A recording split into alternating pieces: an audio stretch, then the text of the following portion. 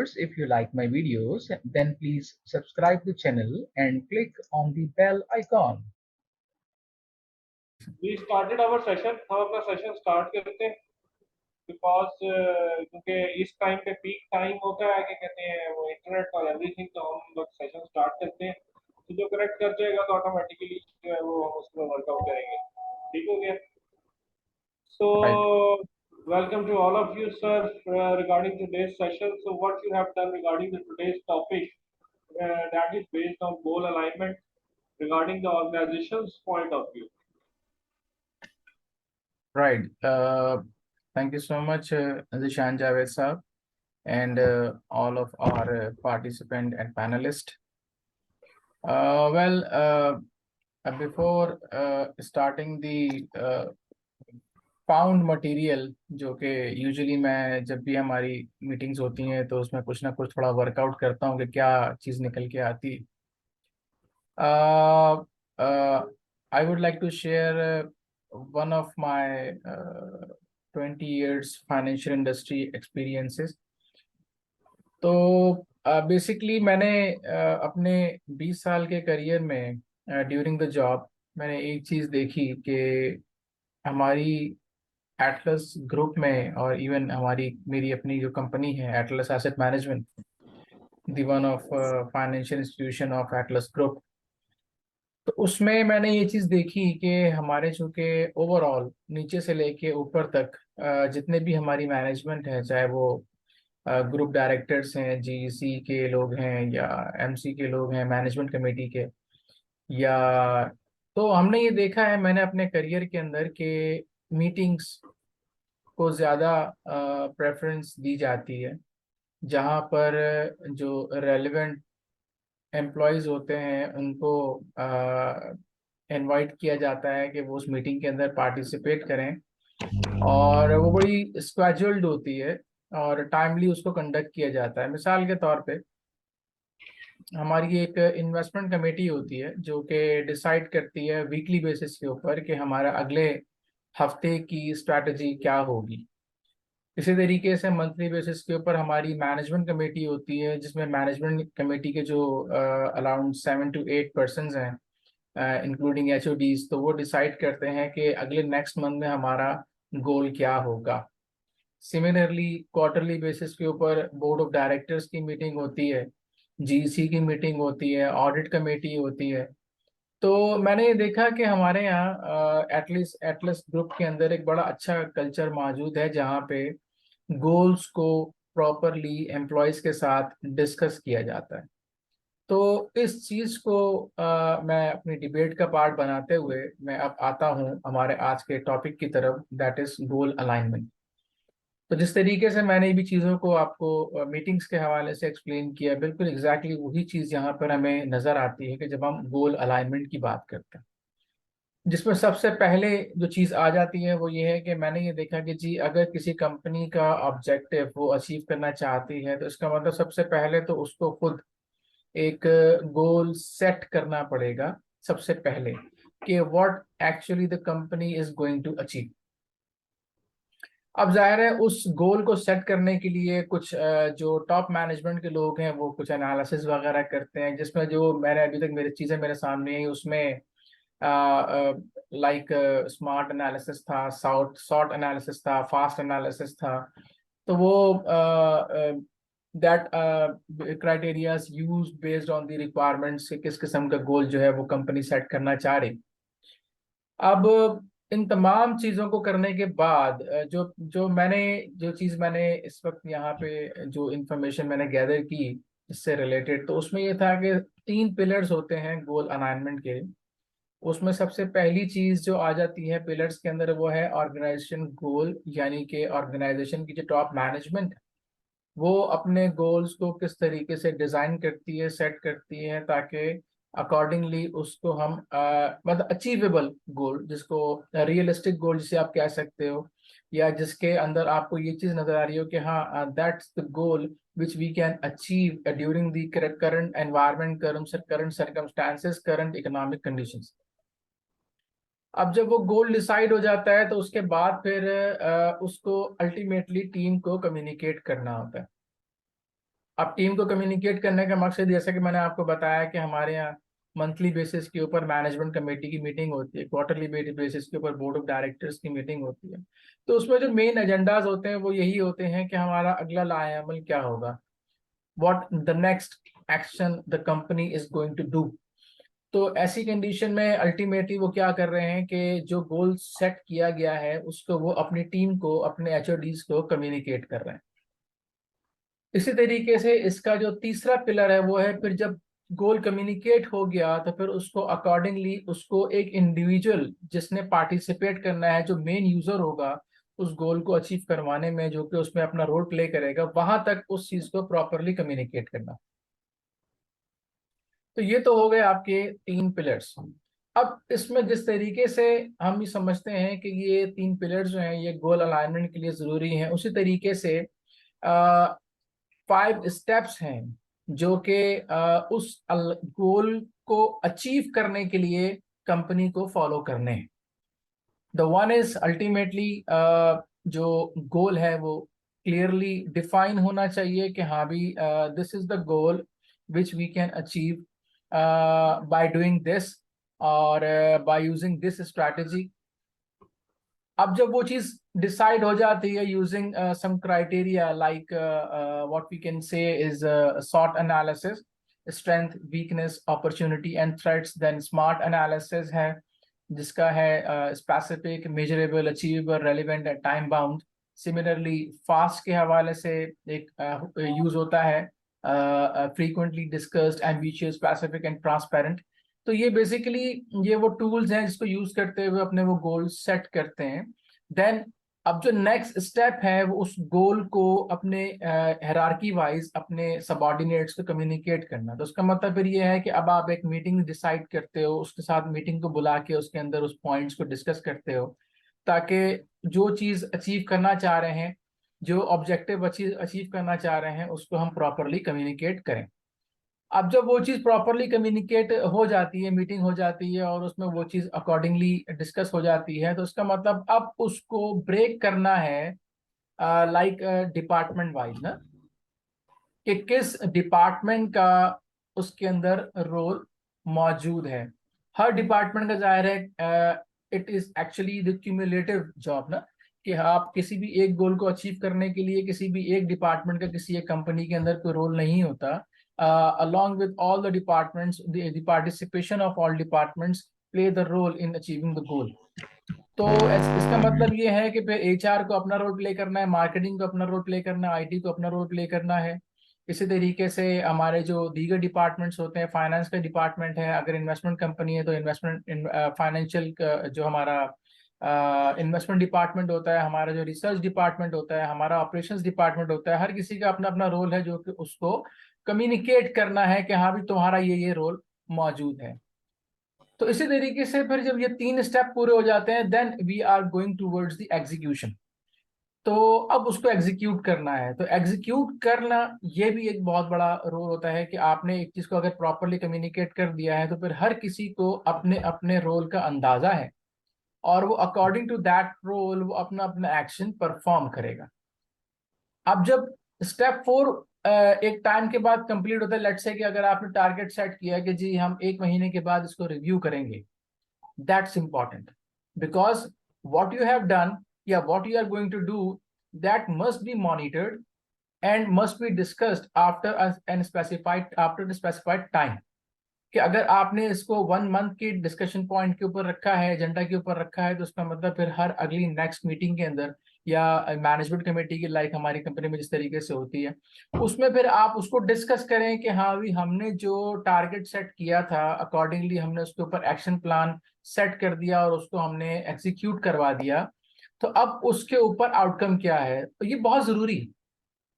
ऐसा नहीं होता कि कोई भी एक्शन वेरी फर्स्ट टाइम में वो चीज आपकी अकॉर्डिंगली बिल्कुल आपकी सोच के मुताबिक, आपकी स्टैंडर्ड्स के मुताबिक चलना शुरू हो जाए।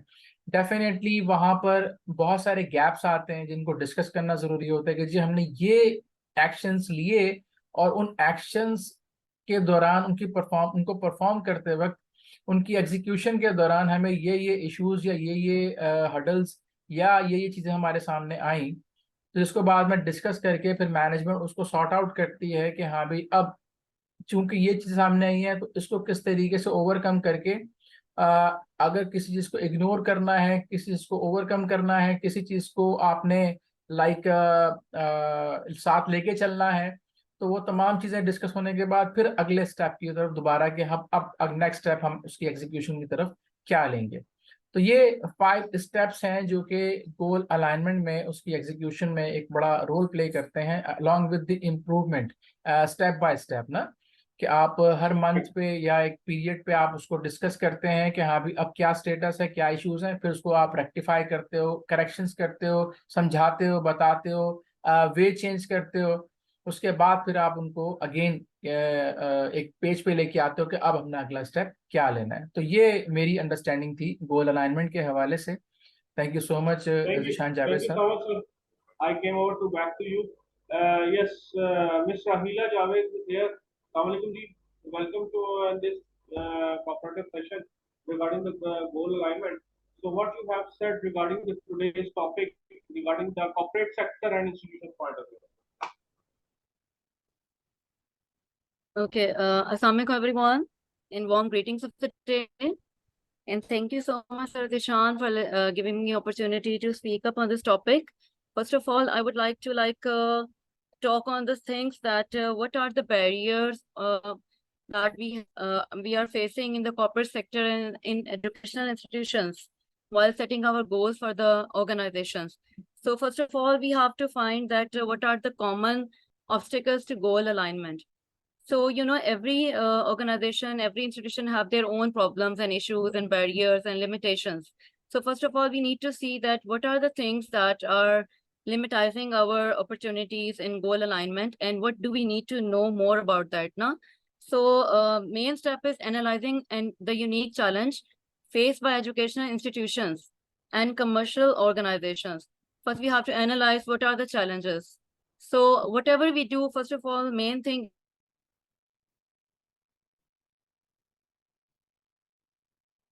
इंटरनेट डिस्कनेक्टिविटी शुरू हो गई है जी sure carry on right. So, now okay, carry can on you see? It's yes okay now? Yes Okay. So I think there was some issue. So first we need to have some objectives. On the base of objectives, we have to identify our goals and align each and everything. And we need to see the limitations and barriers. So the mission and the vision should be very clear. On the first hand, we should have our organization mission and what we need to achieve in the future. What are the future perspectives and what is our vision? So after designing all these things, we have a clear outline and we have a road to walk on and to consider all the goals and objectives that we want to achieve throughout our journey. So for this, we are not all alone in aligning the goals. We need to involve the stakeholders in the process of goal alignment and developing SMART goals. SMART means specific, they should be measurable, achievable, and relevant. And also they should be time bound. We should not give that open goals that we can't achieve within the given time period. We should see that they must be realistic and they must be measurable complete कर and लें implementing effective. Yes, we should implement effective communications and collaborative strategies between the team and stakeholders. So what we are going through and what are the limitations and what are the objectives, what is the vision and mission of our organization. Keeping in mind all these milestones, we have to move forward towards our aligning goals. And then coming on, if you allow me to speak on strategies, or is somebody talking on strategies?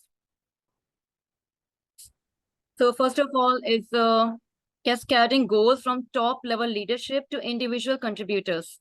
First of all, we see the top level management. What the achievement level they want to achieve in the future? What is their vision? And from top level to bottom, all the employees. Please kindly start out the thing जी जी। Okay sir, okay. मैं continue करूंगा जहां पर ma'am ने बात छोड़ी, मैं उसी को थोड़ा सा आगे लेकर चलता हूँ। लेकिन उससे आगे चलने से पहले थोड़ा सा ना ग्रोथ को अंडरस्टैंड करना बहुत जरूरी है। देखिए, अल्टीमेट ऑब्जेक्टिव ऑर्गेनाइजेशन का, इंडिविजुअल का इज ग्रोथ। अब इसमें दो पर्सपेक्टिव्स हैं, एक ऑर्गेनाइजेशनल पर्सपेक्टिव है, एक इंडिविजुअल पर्सपेक्टिव। जो एम्प्लॉयज काम कर रहे हैं ऑर्गेनाइजेशन में, they intend to grow in their own circumstances, in their own area. Similarly, organization wants to grow because ultimate goal है ही growth। आपने सक्सेस का और कोई पैरामीटर है ही नहीं। अब प्रॉब्लम इज दैट जिस तरीके से एक क्रिकेट मैच के अंदर एक कैप्टन होता है, वो सिचुएशंस के अकॉर्डिंगली आपको चेंज करता रहता है। कभी फील्ड चेंज करता है, कभी बॉलर चेंज करता है, कभी बैट्समैन, हर एक चीज स्ट्रैटेजी चेंज करता रहता है, क्योंकि आपकी ग्रोथ के जो आपको जो बेसिकली जो आपका टारगेट है ना, वो इवॉल्व कर रहा है मुसलसल। इट्स नॉट लाइक दैट कोई स्टेगनेंट टारगेट है कि जहां पर किसी ऑर्गेनाइजेशन ने पहुंचना है और उसी टारगेट तक पहुंचने की एक ही स्पेसिफिक स्ट्रैटेजी फॉलो की जाएगी। तो जिस तरीके से वो टारगेट्स बदल रहे हैं, इसी तरीके से ग्रोथ स्ट्रैटेजी डेली बदलती है, बल्कि मैं ये कहूंगा कि हर सेकेंड हर मिनट बदलती है। कंज्यूमर माइंडसेट चेंज हो जाता है। अब कितनी एक ऑर्गेनाइजेशन इस वजह से फेल हुई हैं, कितनी ही बड़े बड़े ब्रांड्स सफे हस्ती से खत्म हो गए हैं, जस्ट बिकॉज ऑफ दैट कि उन्होंने इवॉल्व नहीं किया। उनके ग्रोथ के जो बेसिकली जो उनके गोल के जो जो तरफ जाने का जो रास्ता था, वो पाथ उन्होंने इवॉल्व नहीं किया। वो एक ही स्ट्रैटेजी को फॉलो करते रहे। And aligning goals is basically evolving with nature, with time, with everything. आपको हर एक अपने इर्द गिर्द के सर्कमस्टांसेस के अकॉर्डिंगली आपको अपने ग्रोथ मॉडल को चेंज करना होता है। जैसे एक एग्जांपल है, जिलेट आया था सब कॉन्टिनेंट में। तो जब उनका प्रोडक्ट यहाँ पर लॉन्च हुआ, इतनी बड़ी कंपनी, वो यहाँ पर लॉन्च होने के बाद पहले ही साल फेल हो गया था। Nobody wanted to buy it.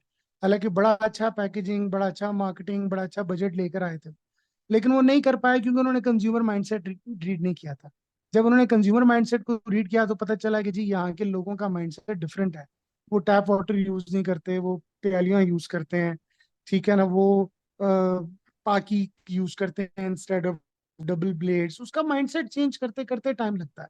इसी तरीके से टेलेनॉर ने अपने एक बड़ी अच्छी स्टडी है टेलेनॉर को मैं देखूंगा, अगर टेलेनॉर एज टेलीकॉम अगर हम उसको स्टडी करते हैं, तो वो बहुत पहले फेल हो चुका होता, बड़े अर्ली स्टेजेस पे। जितने बैरियर्स, जितने प्रॉब्लम्स टेलेनॉर को फेस करने पड़े थे, सरकार ने जितनी पाबंदियां उन पर लगाई थी, किसी टेलको ने इतनी प्रॉब्लम्स फेस नहीं की। लेकिन उन्होंने अपने वो जो अलाइनिंग गोल्स का जो उनका जो बेसिकली जो उनका स्ट्रैटेजी रहा है ना, वो उसको जिंदा रखा है उन्होंने। वो फिनटेक की तरफ चले गए।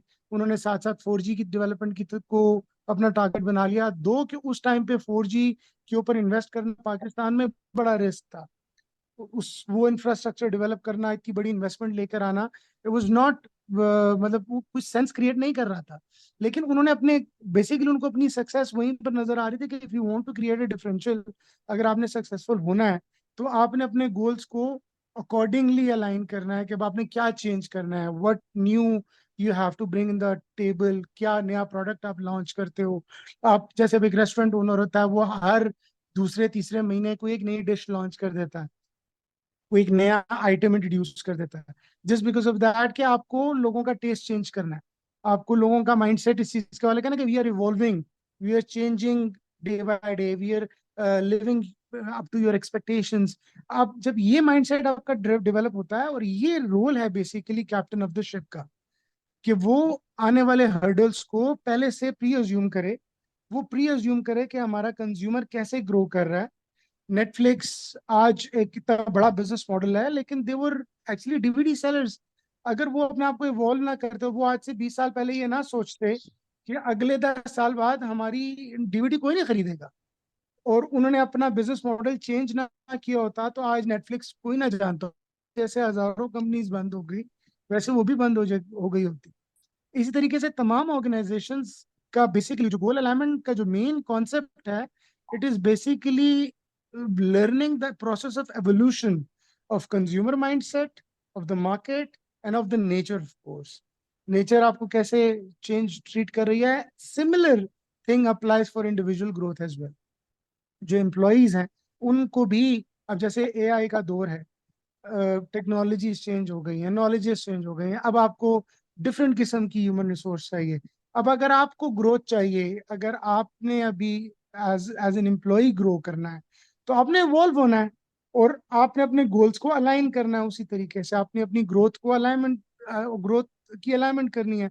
आपने नई नॉलेज लेनी है, आपने नए नॉलेज एरियाज को एक्सप्लोर करना है, आपने नई फील्ड्स को स्टडी करना है कि भाई कैसे लोग डेवलप कर रहे हैं, कौन कौन सी टेक्नोलॉजीज आ रही हैं। अगर आप एक डेवलपर हैं और आप आज तक C++ और HTML में फंसे हुए हैं, तो आप आजकल के पाइथन डेवलपर्स के साथ आप compete नहीं कर सकते। आप उनकी जगह पे आप वो प्लेसमेंट उनको मिलेगी, आपको नहीं मिलेगी। ठीक है ना। इसी तरीके से ऑर्गेनाइजेशन और इंडिविजुअल ग्रोथ अलाइनमेंट, ये जर्नी चलता है।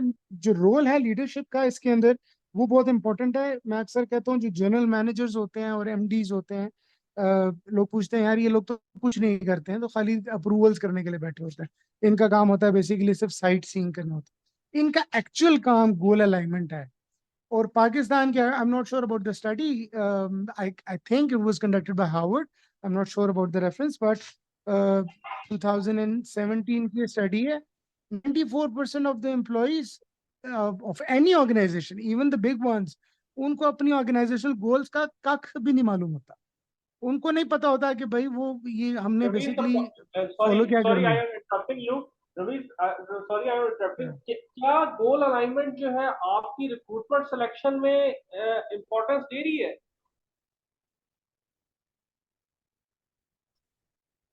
ये तो हमारे यहाँ तो ऑर्गेनाइजेशंस को अपनी ग्रोथ का खुद नहीं पता होता। खुद नहीं पता कि बेसिकली उनके अपने ऑब्जेक्टिव सेट आइडेंटिफाई करती है, लेकिन but they don't know what you they want to actually work on the things. But क्या गोल अलाइनमेंट का कोई पार्ट है कि आप उसको रिक्रूटमेंट सिलेक्शन के अंदर ले आए, या सर कहते हैं सबसे आप? इम्पोर्टेंट पार्ट है, लेकिन आपको क्लियर गोल्स होना जरूरी है ना। आपको पता हो कि आपने पहुंचना कहाँ है, तो फिर आपको ये पता होगा कि आपको वहां पहुंचने के लिए आपको क्या क्या रिसोर्स चाहिए।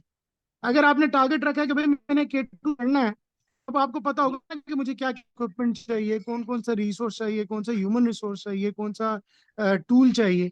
हमारे यहाँ राइट। मसला ये है कि ऑर्गेनाइजेशन माँ सिवाय प्रॉफिट जनरेशन के, कि उन्होंने सिर्फ पैसा कमाना है, बाय हुक और बाय क्रूक कैसे भी कमाना है। चाहे कस्टमर वैसे ही वॉलेट अपना भूल के चला जाए रेस्टोरेंट में, मेरे लिए वो प्रॉफिट हो जाएगा। ठीक है ना। मतलब आपने अपने गोल आइडेंटिफाइड नहीं है, आपने कंज्यूमर माइंडसेट पढ़ा ही नहीं अपना प्रोडक्ट डिजाइन करने से पहले। आप जो प्रोडक्ट डिजाइन कर रहे हो वो आप बेचना चाहते हो, इंस्टेड कि वो कंज्यूमर खरीदना चाहता है। दिस इज व्हाट जब आपने ये नहीं आई आइडेंटिफाई किया तो आप ह्यूमन रिसोर्स को But कैसे उसके अकॉर्डिंगली this करेंगे। is what I want to say. That's the brand management. तो इससे पहले तो आपको ब्रांड मैनेजमेंट सीखनी पड़ेगी कि आप प्रोडक्ट अग्रीड। प्राइस और प्रमोशन को लेके कहाँ पे आ रहे हो। You have to work on the things regarding the brand, जिसको आपने ब्रांड बनाना है। I think so you have to know about the concept of the brand management. Exactly sir, अब ये सारी चीजें इंटरलिंक्ड है। एक ऑर्गेनाइजेशन का जो अल्टीमेट गोल है, जहां पर उसने पहुंचना है, दैट इज बेसिकली जो सक्सेस माइलस्टोन जिसको कहा हुआ है कि that is right. Our goals which we need to achieve. उस तक पहुंचने के लिए you need brand management, you need proper capital arrangement, you need proper human resource, you need resource management. आपको सारी चीजें अलाइन करनी है। फिर उन चीजों में आपने वक्त के साथ साथ एवोल्यूशन प्रोसेस को फॉलो करना है। आज आप जो टूल यूज कर रहे थे, कल वो टूल ऑब्सलीट हो जाएगा। आपने कैसे प्लान किया कि अगले 10 साल तक मैं कौन कौन से टूल्स इवॉल्व करूंगा। आज जो ह्यूमन रिसोर्स आपको रिक्वायर्ड है, वो कल आपको नहीं रिक्वायर्ड होगा।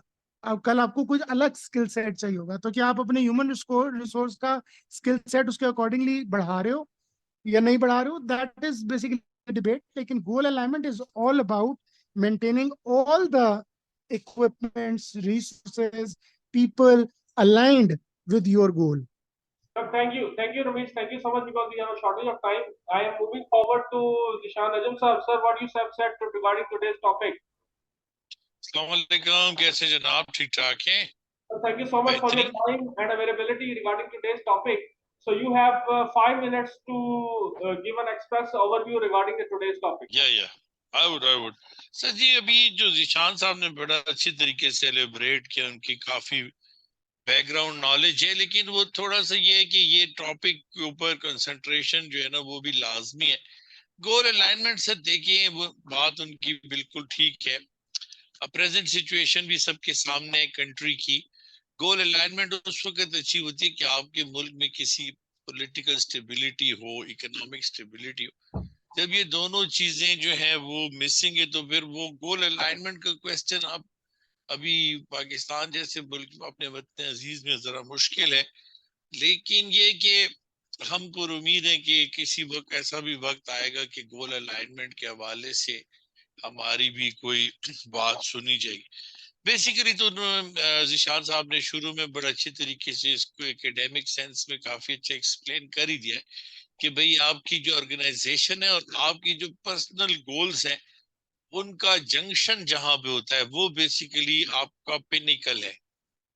जब आप हाई पॉइंट पे पहुंच जाते हैं तो फिर बेसिकली आपकी सक्सेस जो है वो सेल्फ ड्रिवन होती है और बहुत कम एफर्ट से आप जो है फिर वो जिस तरह बिल गेट्स हैं और इस तरह के जो लोग हैं जो पर सेकंड बेसिस पे अर्निंग्स कर रहे हैं। तो गोल अलाइनमेंट का मेरे नजदीक जो है ना तस्वुर यही है कि आप उसकी स्ट्रेटेजी इवॉल्व करना, रिसोर्सेज अवेलेबल करना और having said all this luck का जो इशू है वो भी है सर। इन सब बातों को के साथ साथ आपकी लक भी होना बहुत जरूरी है। हमने बड़े अच्छे अच्छे ऑर्गेनाइजेशंस पाकिस्तान में देखी हैं और बड़ी कमजोर ऑर्गेनाइजेशंस भी देखी हैं। कमजोर ऑर्गेनाइजेशंस अब नाम लेना या मुनासिब नहीं, वो अब तक चल रही हैं और बड़े अच्छे अच्छे नाम थे। जैसे पोलका पोलका एक अच्छे आइसक्रीम की मैन्युफैक्चरर था, वो मार्केट से गायब हो गया। इस तरह काफी लोग जो मार्केट से चले गए। तो बेसिक यही मैं यही कहना चाहूंगा क्योंकि टाइम की भी कुछ शॉर्टेज है और बहरहाल it's a very good topic to ponder upon. Thank you very much.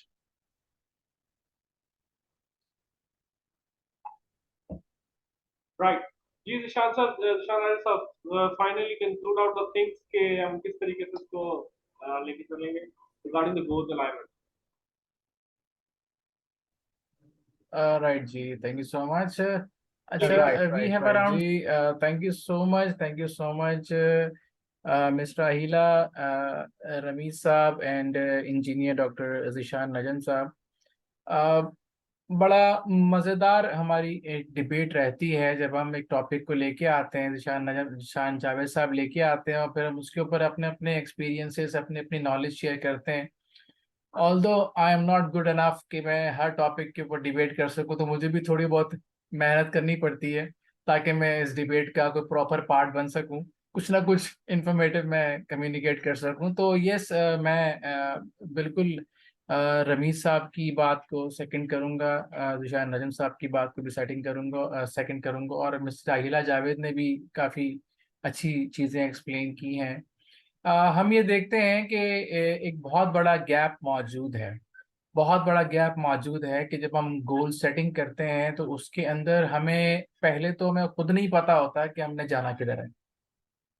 तो यही चीज़ हमारी आज की जो डिबेट का पार्ट थी वो यही थी कि हम ताकि एक चीज़ को प्रॉपरली या तो हम कम्युनिकेट कर सकें, बता सकें कि भाई हम अगर किसी गोल को सेट कर रहे हैं तो इसका मतलब we should also intact with that goal ना, कि जो चीज़ हम अचीव करना चाह रहे हैं हमें पहले खुद उसके साथ जुड़े रहना पड़ेगा। इसकी मिसाल जैसे जिशान जावेद साहब जो हैं वो इंटैक्ट हैं करियर बिस्ता को ग्रोथ देने में और पार्टिसिपेंट्स को ऐड करने में। यही वजह है कि हम वीकली बेसिस के ऊपर यहाँ पे कुछ ना कुछ नए टॉपिक के साथ यहाँ पे आके कनेक्ट होते हैं और उसमें अपने अपने एक्सपीरियंसेस और अपनी अपनी नॉलेज शेयर करते हैं।